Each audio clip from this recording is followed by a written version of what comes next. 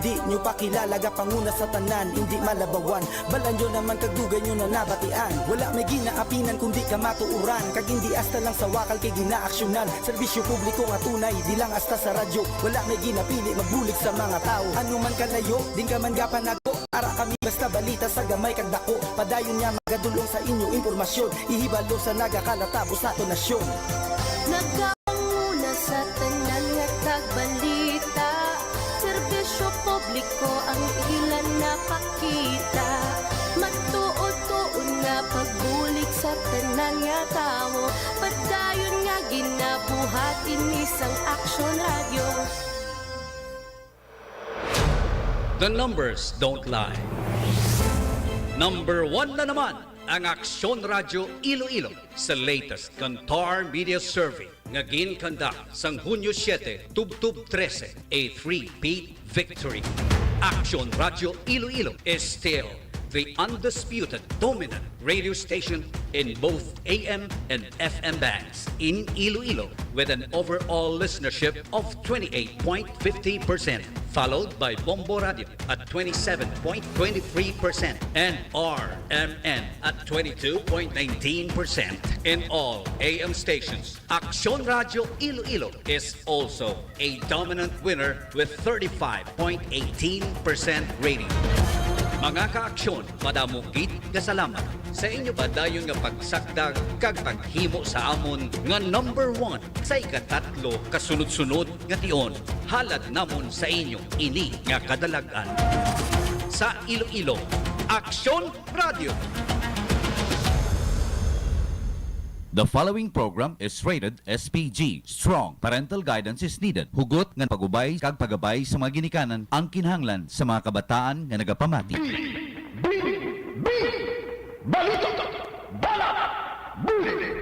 Oras sa Pilipinas, oras sa Aksyon Radio, 10:09 minutos. Makaligad sa alas 11 sa aga.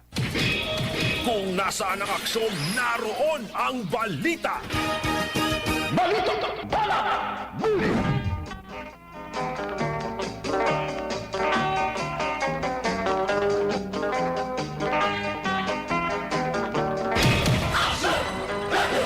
Mayong aga syudad kag probinsya sang Iloilo, mayong aga Western Visayas kag kutob sa Malabutan sang pangsabado nga edisyon sang aton palatuntunan balita banat bulig. Kung nasaan ang aksyon, naroon ang balita. Balita, bala, buli. Today is January 11, 2025. Ikaduha nga Sabado sa apat ka Sabado sa pinakauna nga bulan sang tuig 2024. Mayong aga ginatamyo naton sang happy listening ang tanan nga naka-standby kag nakatutok sa 7:20 nga lilisuan sang ilatag sa kamang radyo halin sa 42 ka makabanwahanan sa probinsya lakip ang component city, ang Pasig City. Tamyaw taman ang tanan nga naka-standby kag nakatutok sa palibot sang syudad sang Iloilo ahuman sa naglain-lain nga social media platform sang Aksyon Radio Iloilo. Live kita nga mabatian kag malantaw sa aton duha ka Facebook page, sa aton nga application kag sa aton nga website ang www.aksyonradioiloilo.com.ph. Di man ka mga bahin sang Pungsod Okon, Galibutan, welcome sa palatuntunan balita banat bulig. Kung nasaan ang aksyon, naroon ang balita. Balita, bala, buli.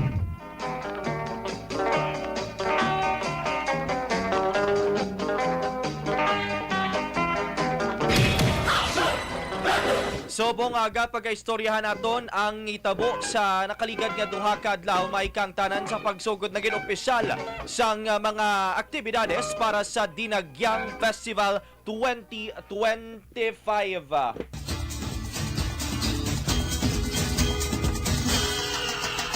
Sang Webes, Enero 9, nagsugod na ang dinagya o kasadyahan sa Kabanwahanan 2025. Pagi sa ginhimo nga opening salvo. Siyam ka mga kapistahan halin sa syaman ka mga banwa sa probinsya sang Iloilo ang mapaindis-indis pakita sang ilang culture and heritage pagi sa mga pista nila no nga ginaselebrar na sila tag sa ka mga banwa kada tuig dalhon nila sa syudad sang Iloilo para sa kasadyahan sa Kabanwahanan 2025. Samtang kahapon, Enero 10, nagpa-indis-indis naman ang anong ka mga tribo para sa sadsad sa Calyarial Competition kag 8 naman ka mga competing tribes para sa Dinagyang Tribes Competition nga ginarepresentar nila ila eskwelahan, partikular abi nga barangay kag distrito sa syudad. But it seems that after these two big events, pamuno pa lang ni, umpisa pa lang ni sang kapistahan para sa Dinagyang Festival 2025, madamo na kita sang hindi manami nga naobserbahan sa palibot sang syudad. Bisan ano naton kapanami sa aton nga mga aktibidades, bisan ano kapanami naton sa aton man nga palibot, agud yadto nga the very moment mag-abot ang kapareho nga mga aktibidades, kapareho nga magkapistahan that expectedly would welcome hundreds and even thousands of visitors nga mapadulong diri sa syudad sang Iloilo, agud kun tani mangin manami man ang ilang eksperyensya, mangin manayanaya man ang ilang mga makita sa palibot, but then again kita mismo, kita nga mga Ilonggong nagahalit diri. Madamo sa gyapon sang mga basura nga naganlilapta sa syudad. Especially dito sa mga areas nga hiwatan sang performance areas. Performance area number 1, ini para sa opening salvo palang kapon. Performance area number 1 sa Iloilo Freedom Grandstand. Performance area number 2 sa Iloilo Provincial Capital. Kahapon kag sang Webes ang ato na notisyaran, tinumpok nga basura ang ginbilin sang mga tumalanaw. Hindi man pwedeng ibasol nato ni sa mga supporters, hindi man pwedeng sa mga dancers, hindi man pwedeng ibasol nato ni nga tinigiwat-hiwat kamusang kapreho sini nga mga kapistahan or activities mo ti ano pa ekspektaron ninyo. Hindi man pwedeng ibasol naton nga wala o kun kulang ang aton nga mga basurahan. It all goes back to us, no? Kitab lang ang mga nagalantaw ang basura sa palibot naton, ang basura nga nga kita man mismo blang panit sang dulce, putos sang dulce, sang maginakao naton, kabudlay gid isulod sa bagao. Magluwas dire ang mga latid pagid, ari pagid ang budlay, kay hindi blas sa palibot sa mga performance area, particular sa performance area 1 and 2, may mga tanom na dira iya sang syudad. Ang sa performance area number 2 sa Capitol, ti iya sang Capitol. Webes pa lang nakita na naton ang pagpangbugkos sang latid sang mga personnel sang GSO sang Capitol, and at the same time with the help man sang city government gin pangbugkosan na, no, gin panghigta na sang latid ang palibot sang mga tanom. Pero how come on earth nga pagkatapos sang aktibidad nabugto na patod ang latid, pagkatapos ang mga tanom nalasakana? Ang mga fence, garden fence o kun malipot potot balang akudal nga ginabotang asarang sa palibot sang mga tanom nga ina, wala man, nahapay man, tumba man. Amuning budlay kis sa aton kay ginahatagan na kitabla, ginapreparahan kita sang manami nga mga palagwaon, ginapreparahan ini sang aton nga gobyerno, but then again it seems nga kita iya wala nagakooperar, and daw hindi pabla kita tawag sini kung sa aton pa hindi bala kita grateful sa ginahimo nga efforts man sa aton nga gobyerno, and at the same time man the Iloilo Festivals Foundation Incorporated. Mga tanom na lasakan, iban dito ipatay na to yan, no? Ang mga latid ginapangkakas, ang mga basura ganilapta, ang mga kudal nagkarahapay. Ini ang pilalang sa mga sidelights nga aton nanotisyaran samtang giniwat ang opening salvo sa Dinagyang Festival kahapon. But then again, let us not forget that ang mga performances nga ginpakita kahapon kag sang Webes, knowing that it is just an opening salvo, botang balon pamuno palang production number palang ni kun kita pang magambal, no, kay wala pa ning contest proper as esged, pero ang mga performances sang mga participating groups, sa mga participating tribes, world class ged. Ako lang ini ang seeing in the brighter side bala sang dinagyang festival o kung ano pa man nga kapistahan sa Iloilo nga pag-abot gani sa mga performances hindi gid kita magpaulihi. That's why gani gin padlat ato sang nagligad nga tuig in all fairness sa duha ka participating group subong Toltugan Festival for kasadyahan sa Kabanwahanan who happens to be the defending champion for kasadyahan sa Kabanwahanan kag Tribo Panay sang Fort San Pedro National High School nga defending champion man ginpadla naton sila sang nagligad nga tuig sa Aliwan Fiesta. But then again, ginakasubo naton nga for this year because of election and at the same time natabuan man nga natuon ang supposed date for natong angidla sang election kag sang Holy Week mas ginpili sang MBC Media Group no ang amo ng mother station sang Aksyon Radio Iloilo nga naga-supervise, naga-pamuno, naga-organize sang Aliwan Fiesta mas ginpili nga hindi ini pagdayunon subong ato eh.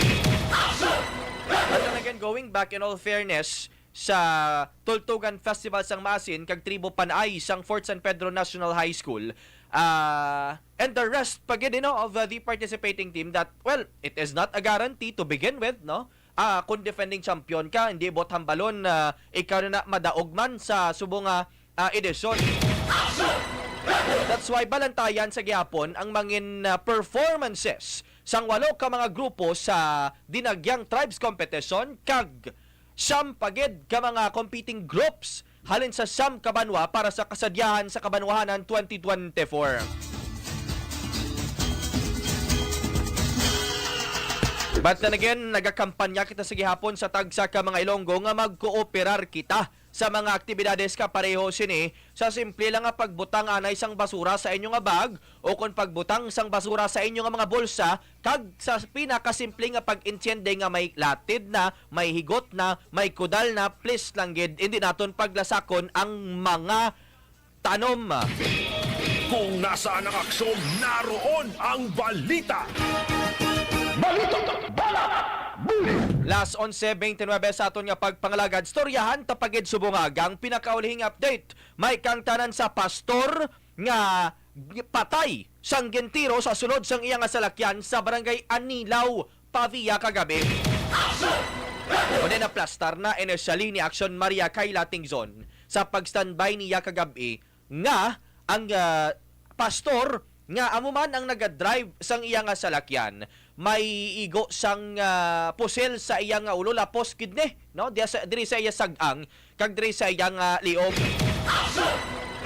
Now dead on the spot base sa declaration sang pulis no dead on the spot ang pastor nga gintiro sa Anilaw, Pavia. But ang aton nga palamangkutanon here is this.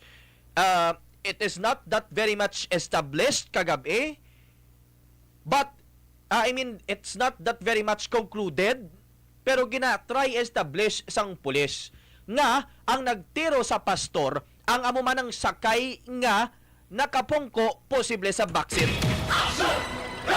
Base sa mga sa igo, no?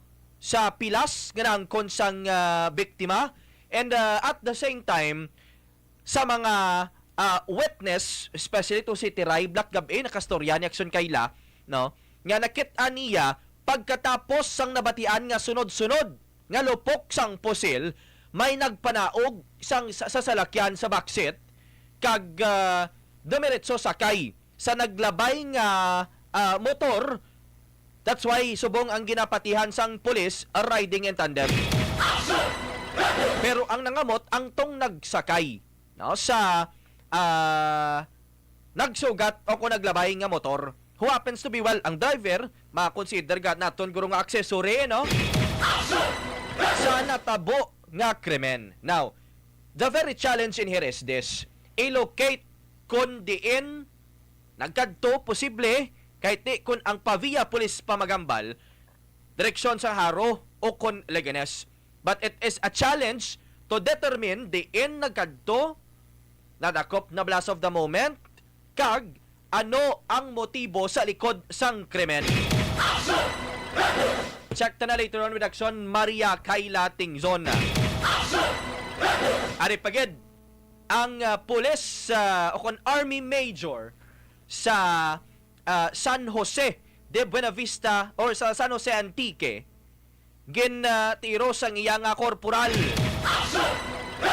Suno kay Aksyon Ivan John Villa, natabo ang pagpangluthang sa Camp General Leandro Fulion sa San Fernando, San Jose Antique.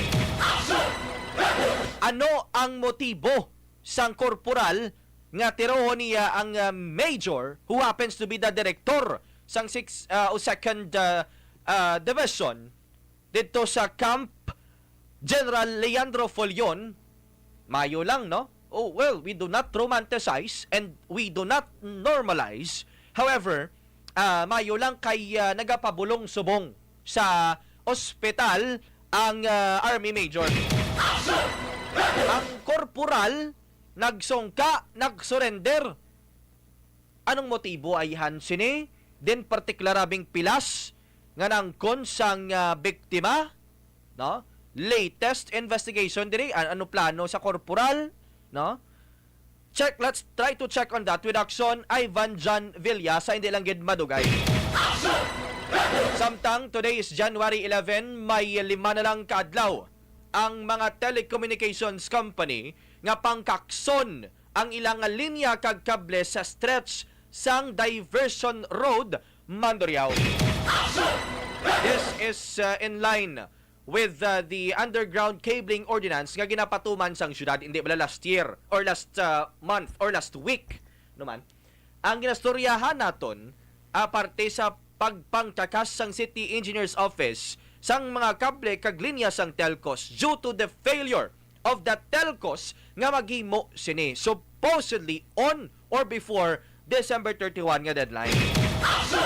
Dari kay antes pa man ang deadline nga January 16, nanawagan na si Mayor Jerry Treñas for the strict implementation of whatever stipulated there is sa underground cabling ordinance. January 16 ang ginatag nga deadline.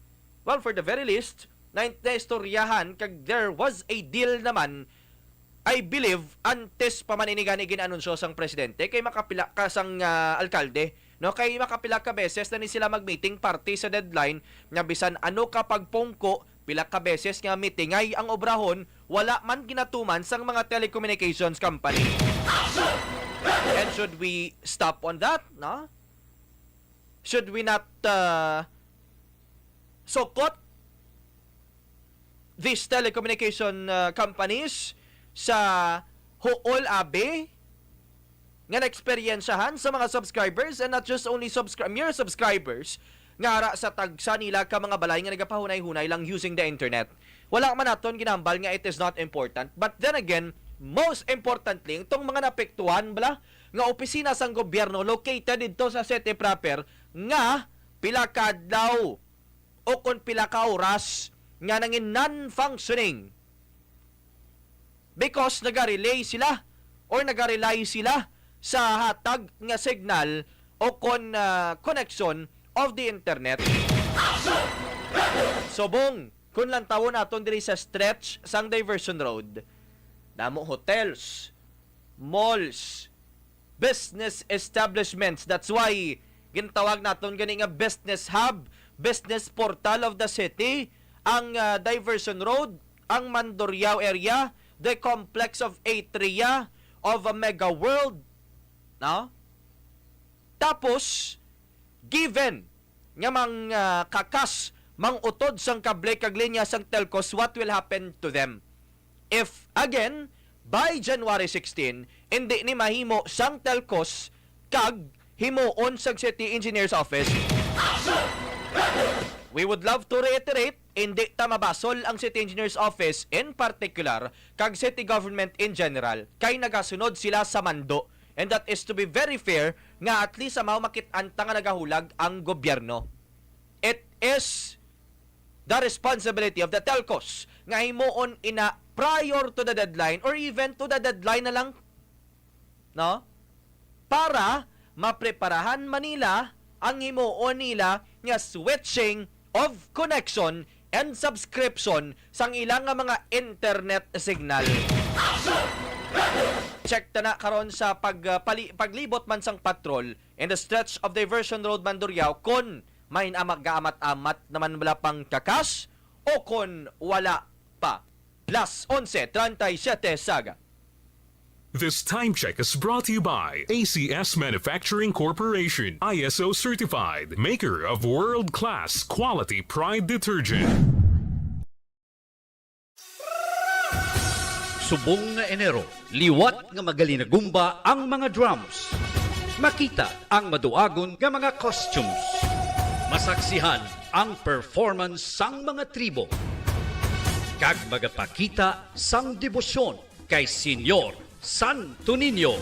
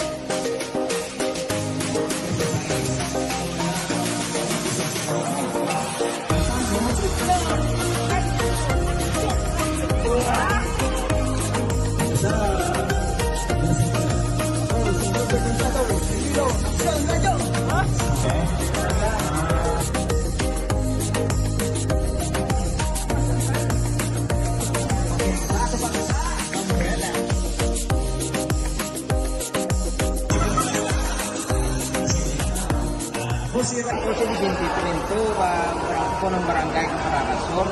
Salamat din po sa iyo nila po at suportatan ng Aksyon Radio sa pagdadakagang programan ng Dias Paracasor.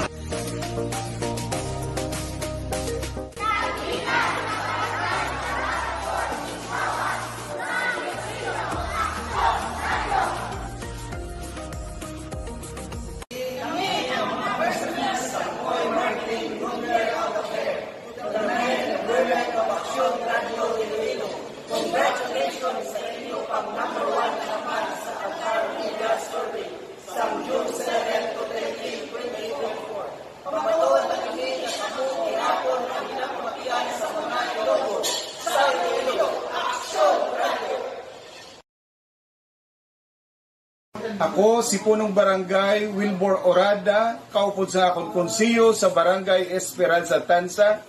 Nagapanginbulahan, gid kami sa Aksyon Radio bilang number 1 na naman sa Kantar Media Survey. Naging kandak sang June 7 to 13, inyo gid na pamatud-an nga di kalidad ang inyong mga programa. Congratulations sa Iloilo Aksyon Radio.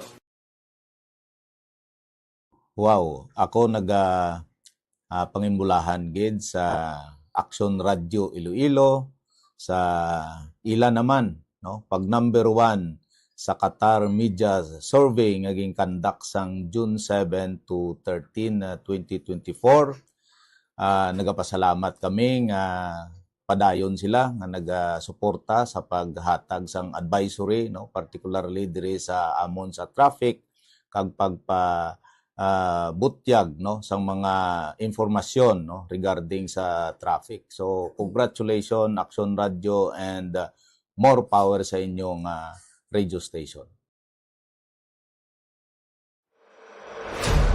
The numbers don't lie. Number 1 na naman ang Aksyon Radio Iloilo sa latest Kantar Media Survey nga ginkandak sang Hunyo 7, Tubtub 13, a 3-peat victory. Aksyon Radio Iloilo is still the undisputed dominant radio station in both AM and FM bands in Iloilo with an overall listenership of 28.50%, followed by Bombo Radio at 27.23% and RMN at 22.19%. In all AM stations, Aksyon Radio Iloilo is also a dominant winner with 35.18% rating. Mga kaaksyon, madamukit kasalamat.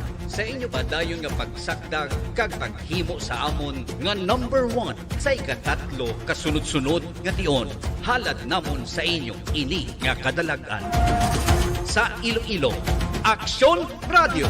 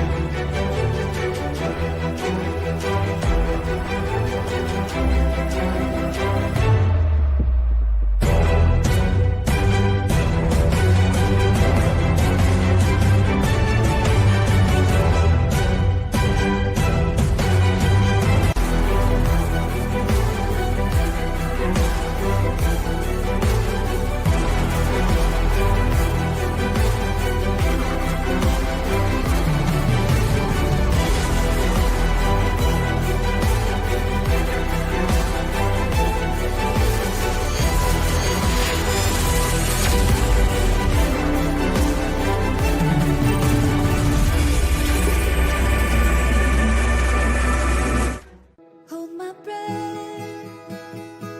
Feels like the feeling of my heartbeat out of my chest. Take a step. Try to quiet all the words spinning around my head. Every door another chance to find what I've been waiting for. I search the Aksyon Radio. Las 11:43 sa aton nga pangalagad. Damyauta sang Happy Fiesta ang mga taga Buntatala Haro.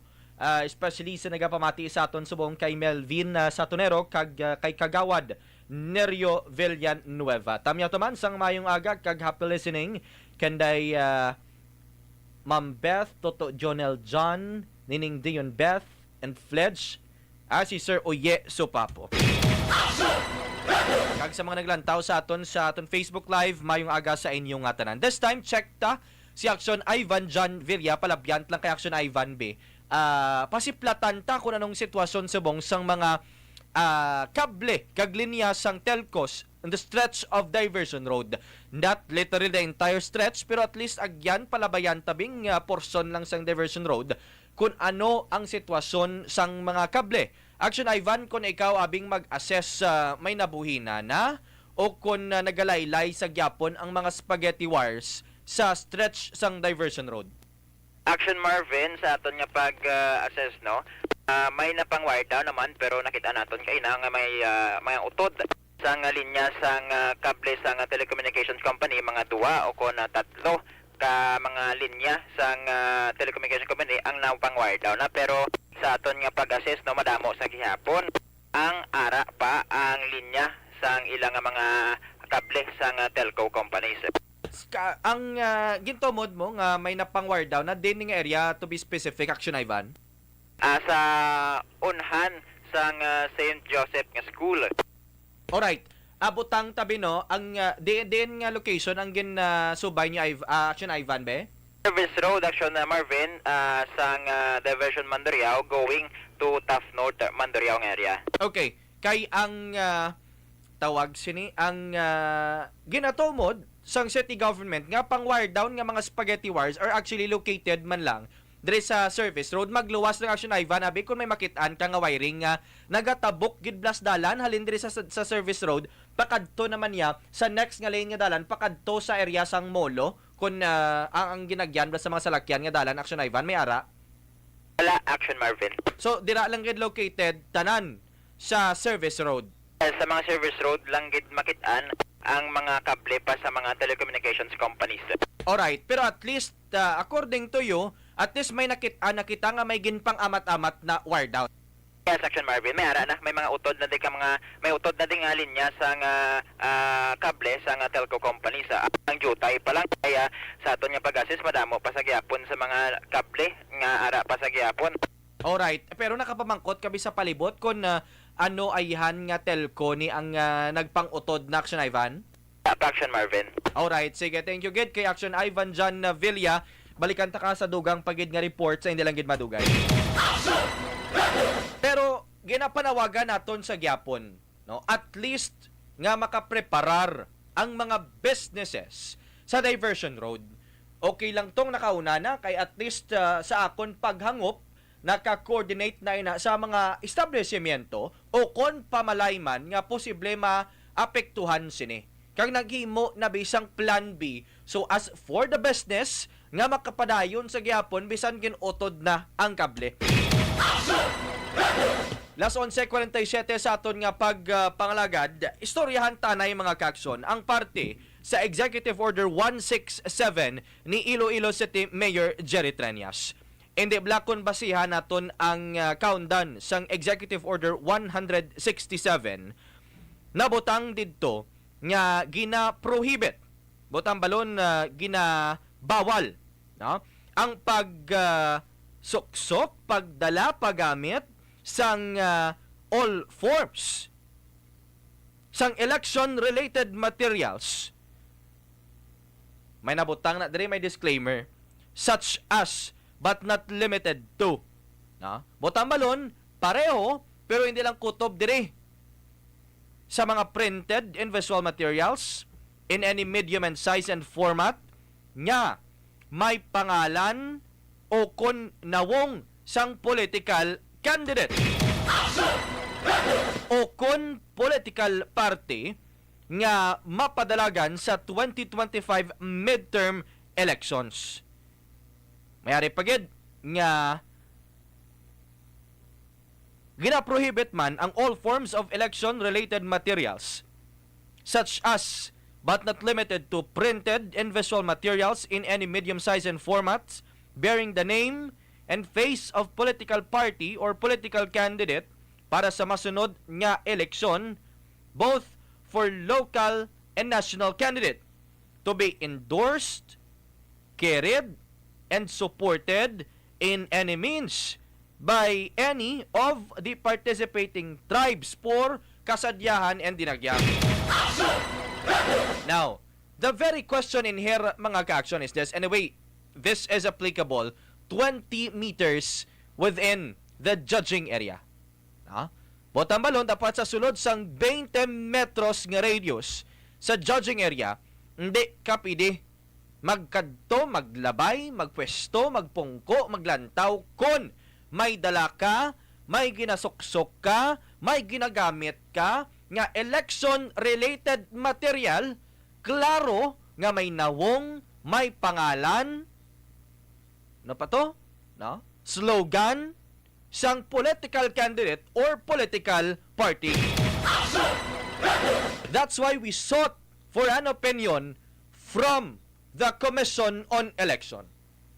If this provision nga stipulated in the executive order is legally binded based on the laws of elections or election laws, knowing nga, well, the political atmosphere since last year nagasugod na. But then again, ang campaign season nagasugod na bala.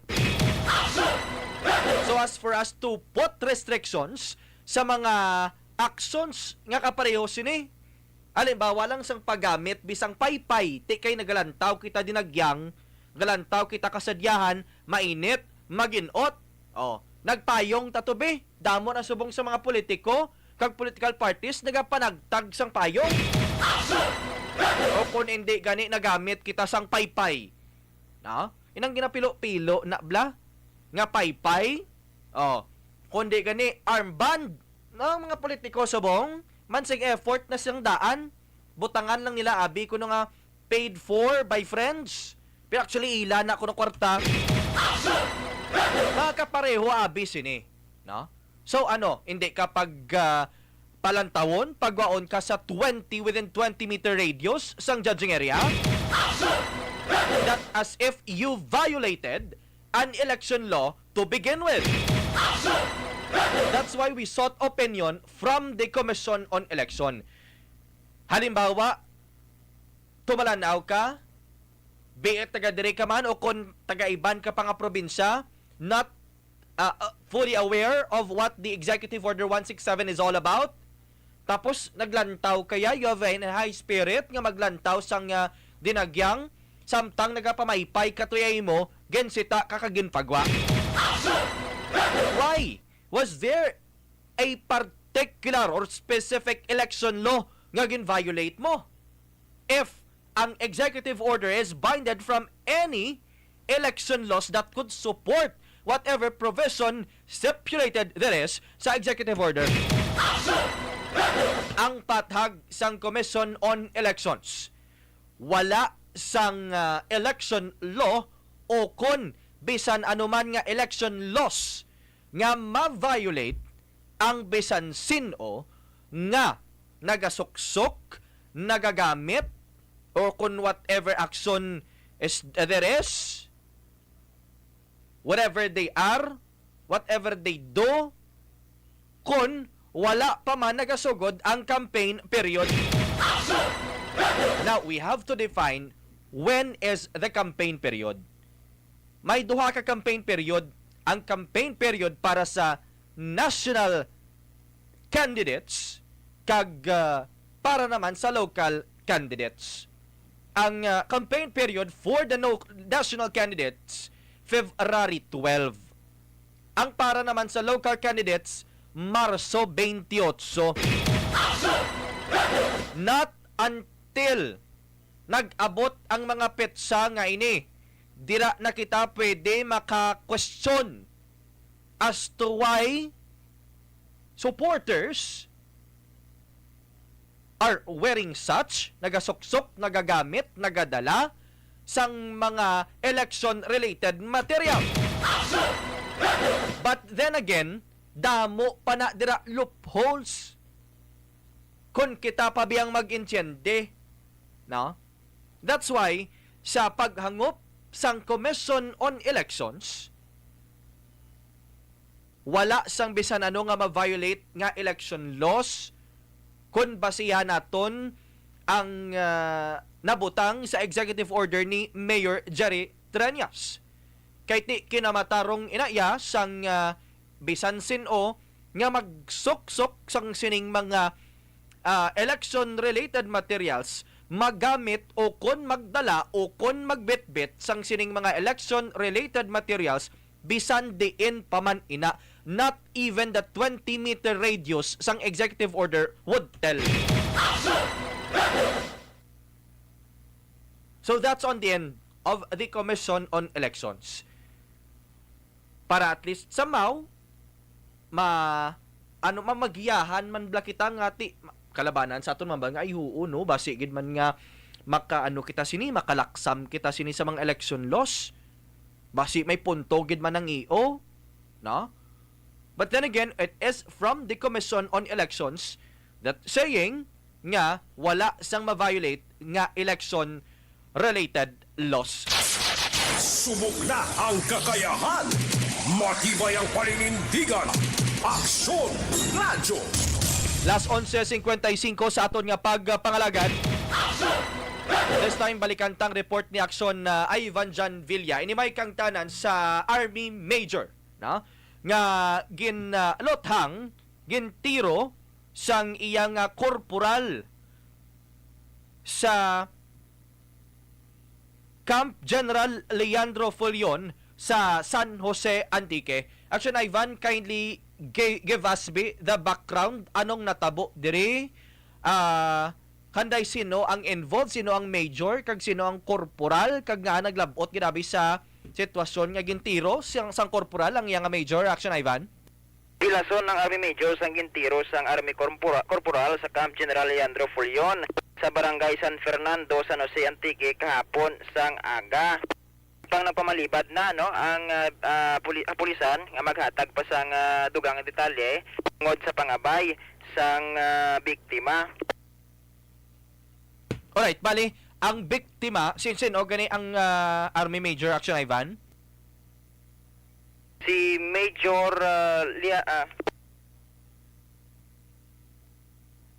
Si Army Major Rodelio Famulag, ang direktor sa 602nd CDC 6 RCDG Reserve Command.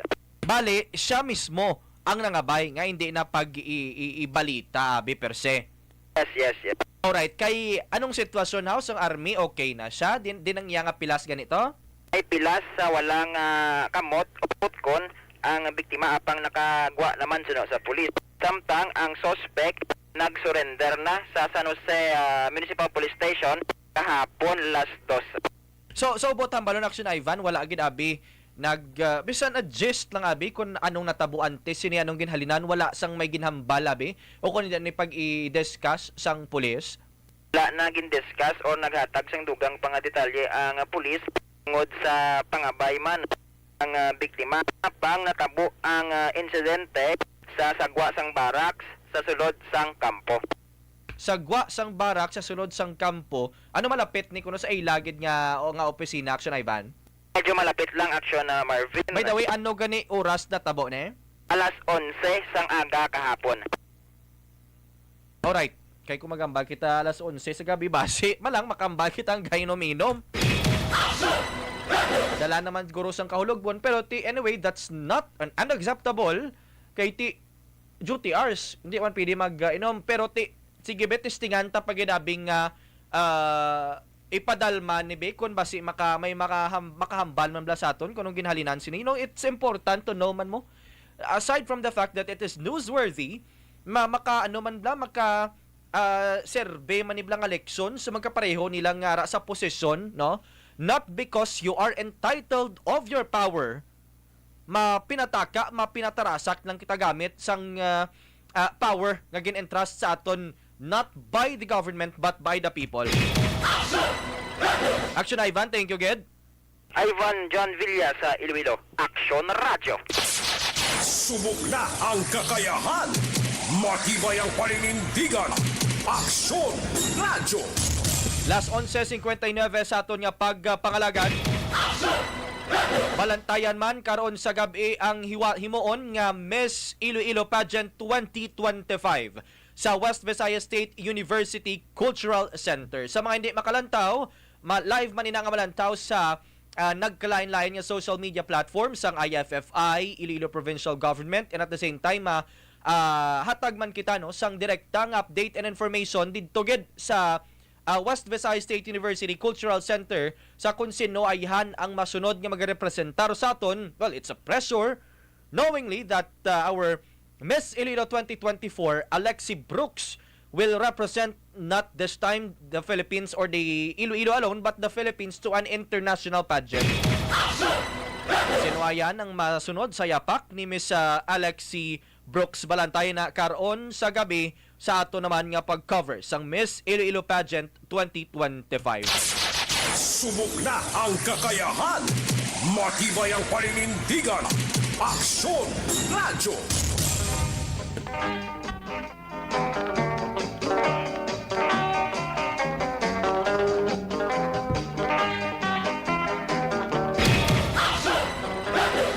Impunto las 12 sa aton nga pagpangalagad. Dabogid nga salamat sa mga nagupod sa aton nga programa subong aga. Partner naton sa transmitter Aksyon Rolly Pabilio kag diri sa technical backup Aksyon Generative Passenger. Standby lang sa nabilin pa nga mga programa sa Aksyon Radio Iloilo. Unit 19, Aksyon Marvin Maleficia. Sa Iloilo, Aksyon Radio. Comments, suggestions, or objections to the preceding program may be referred to the